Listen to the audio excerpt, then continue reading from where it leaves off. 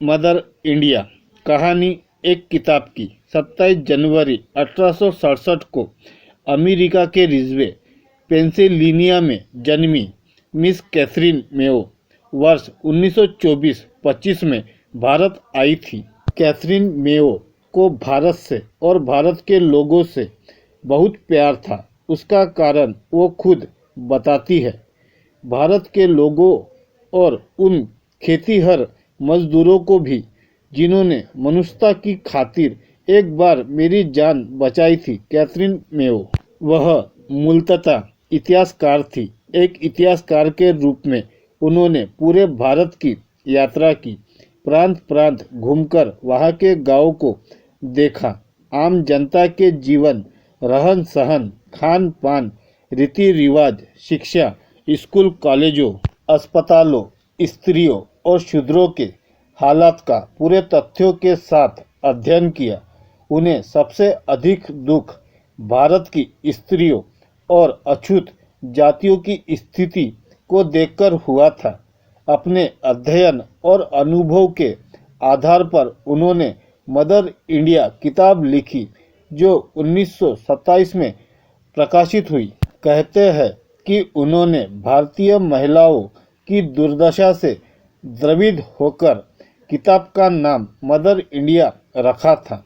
इसके प्रकाशित होते ही जहां ब्रिटिश क्षेत्रों में इसका स्वागत हुआ, वहीं भारत में इसकी घोर निंदा हुई और इसे नस्लवाद तथा इंडोफोबिया की दृष्टि से देखा गया।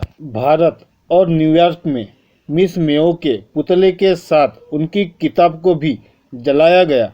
महात्मा गांधी ने किताब की आलोचना करते हुए लिखा, मेरी नज़र में यह एक नाली इंस्पेक्टर की रिपोर्ट है, जिसका उद्देश्य यह दिखाना है कि भारत में कितनी नालियां हैं और इसमें कितनी गंदगी भरी हुई है।